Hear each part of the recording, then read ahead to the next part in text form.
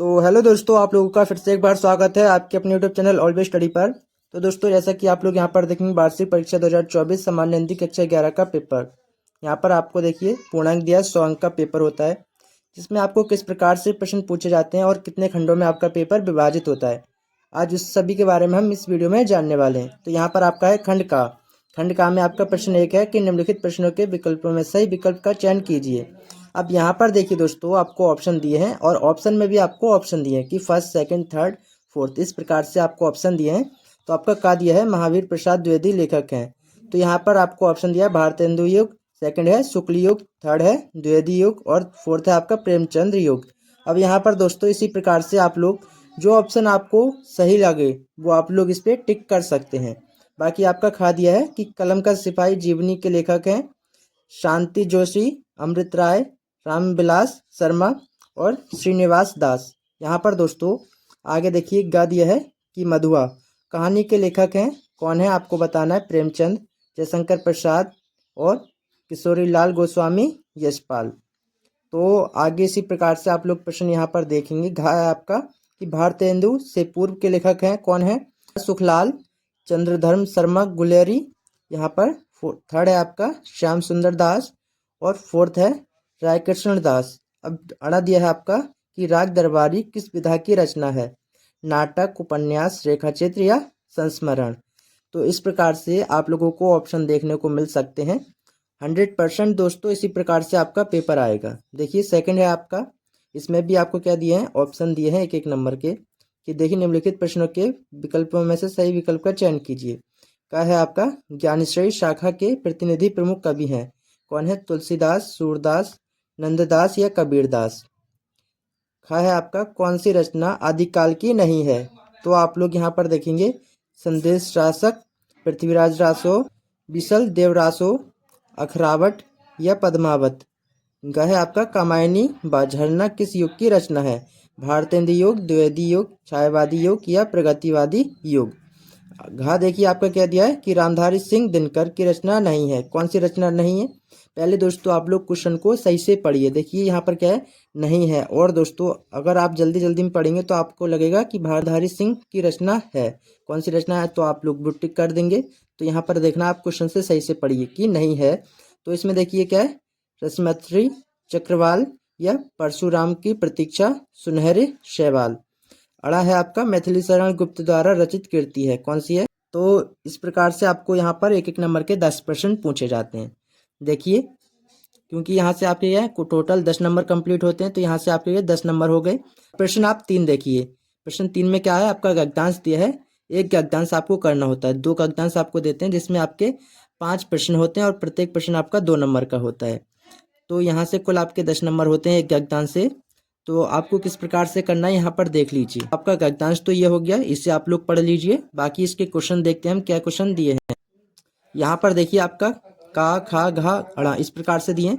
तो आपको क्या करना, का क्या है, गद्यांश दिया है उसका संदर्भ लिखना होता है। अगर आपको इसका संदर्भ आता है तब तो आपके लिए अच्छी बात है, अगर नहीं आता है तो आप लोग किस प्रकार से करेंगे वो भी मैं आपको बता दूंगा।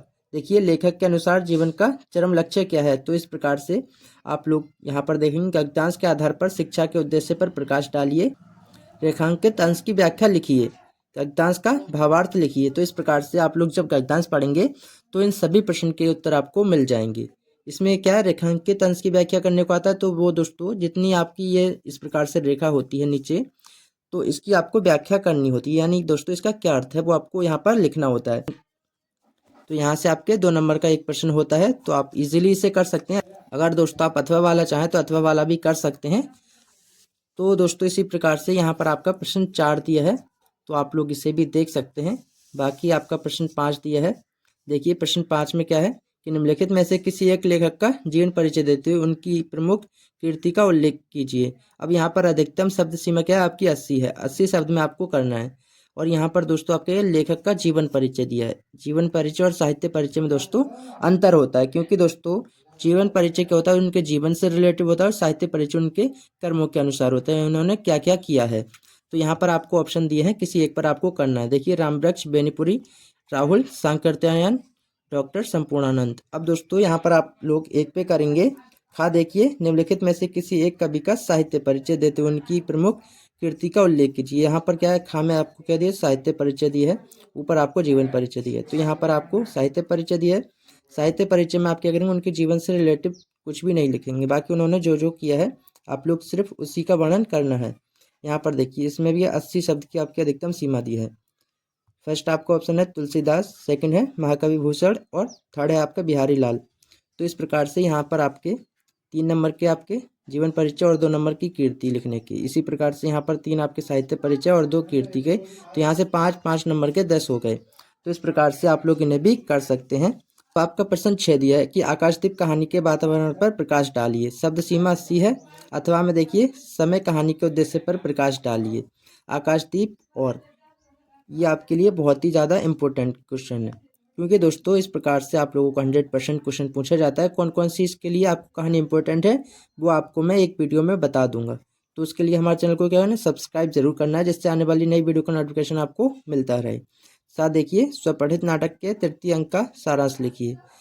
अधिकतम शब्द क्या है आपका, 80 शब्द। अब दोस्तों, स्वपठित नाटक के नायक का चरित्र चित्रण कर सकते हैं, तो अथवा वाला भी आप लोग कर सकते हैं।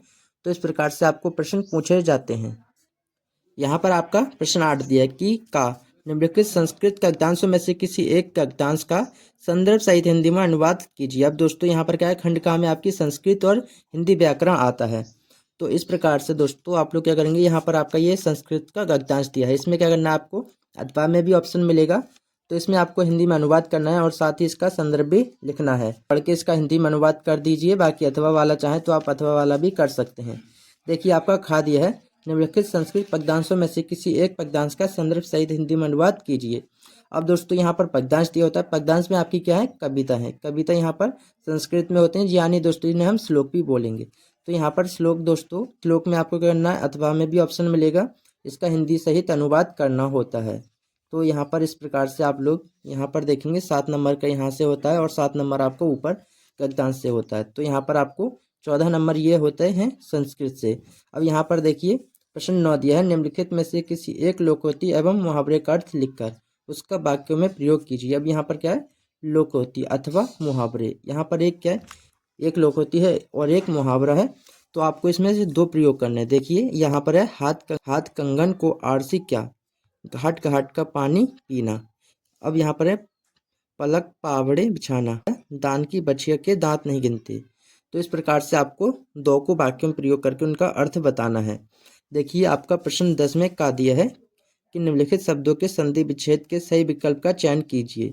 यहाँ पर क्या आपको संधि दी है, और संधि में दोस्तों आपका फर्स्ट है, ग्रामोदय का संधि विच्छेद क्या होगा, ग्राम प्लस उदय होगा, या ग्रामो प्लस दया होगा, या ग्राम प्लस उदय, या प्लस मोदय होगा।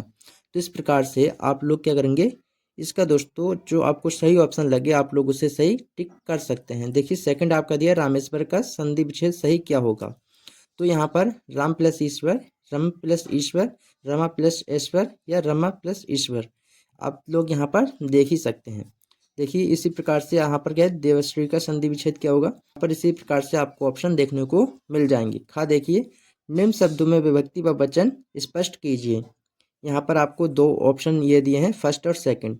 इसमें भी आपको ऑप्शन दिए आ, वा, सा और द। इस प्रकार से नामसू में विभक्ति व वचन है, कौन सी विभक्ति और कौन सा वचन है आपको यहाँ पर बताना है। आप लोग इसी प्रकार नीचे देखिए, आत्मनि में विभक्ति व वचन कौन सा है आपको यहाँ पर वो भी बताना है। तो इस प्रकार से आप लोग यहाँ पर ऑप्शन देख ही सकते हैं।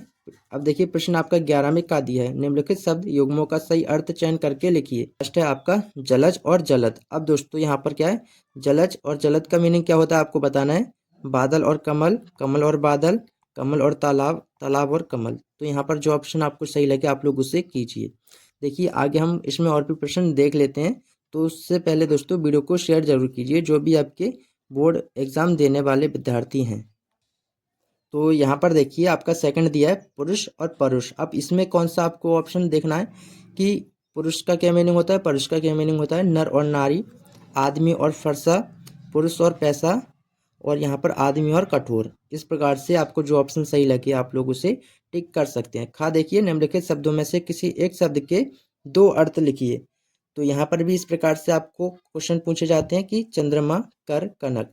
अब क्या है दोस्तों, आप लोगों को इस किसी एक का आपको 2 अर्थ बतानी है। जैसे यहाँ पर है कनक, कनक का क्या मीनिंग होता है, सोना और धतूरा। सोना दोस्तों गहना या और धतूरा यानी दोस्तों आपका जो भी नशीले पदार्थ होते हैं। लिखित वाक्यांशों के लिए एक शब्द का चयन करके लिखिए। देखिए, जिसने इंद्रियों को जीत लिया उसे क्या कहते हैं? इंद्रियवान, जितेंद्रिय, विजेता और संत। सेकंड है आपका जिसकी उपमा ना दी जा सके, यानी दोस्तों जिसकी उपमा ना दी जा सके, उपमेय होगा अनुपमा, श्रेष्ठ या अभूतपूर्व। तो इस प्रकार से आप लोग यहाँ पर ऑप्शन, जो आपको ऑप्शन सही होगा दोस्तों वो आपको ऑप्शन अपनी उत्तर पुस्तिका में लिखना होता है। तो इस प्रकार से आप लोगों का जो भी ऑप्शन सही होगा वो आपको अपने उत्तर पुस्तिका में लिखना होगा। देखिए घा दिया है, निम्नलिखित में से किन्हीं दो वाक्यों को शुद्ध करके लिखिए। अब यहाँ पर आपको चार ऑप्शन दिए हैं, किन्हीं को दो शुद्ध करके लिखना है। देखिए, महेश नित्य गीता को पढ़ता है। परीक्षा पद्धति बदलना चाहिए। दोनों सेनाओं में घोर घमासान युद्ध हुआ। 3 आदमी के टिकट ले लो। तो इस प्रकार से आपको सही करके लिखने हैं। अगर दोस्तों इसका सॉल्यूशन आपको चाहिए तो मुझे कमेंट में ज़रूर बताइए। बाकी यहाँ पर देखिए प्रश्न 12 में आपका कह दिया है, हास्य रस अथवा शांत रस के स्थायी भाव के साथ उनकी परिभाषा उदाहरण सहित लिखिए। यहाँ पर 2 नंबर का आपको प्रश्न दिया है। खा देखिए आपको इसमें दिया है, रूपक अलंकार अथवा उत्प्रेक्षा अलंकार का लक्षण उदाहरण सहित लिखिए। ग है आपका चौपाई अथवा दोहा छंद का लक्षण व उदाहरण सहित लिखिए। तो इसी प्रकार से आपको इसमें इसकी परिभाषा, इसका लक्षण का क्या मीनिंग होता है और इसकी परिभाषा, यहाँ पर दोस्तों आप लोग लक्षण देखेंगे तो इसका मीनिंग क्या होता है, परिभाषा और इसका उदाहरण दोनों ही लिखना होता है। अब प्रश्न 13 है कि बढ़ते हुए संक्रामक रोग की रोकथाम के लिए मुख्य चिकित्सा अधिकारी को एक प्रार्थना पत्र लिखिए।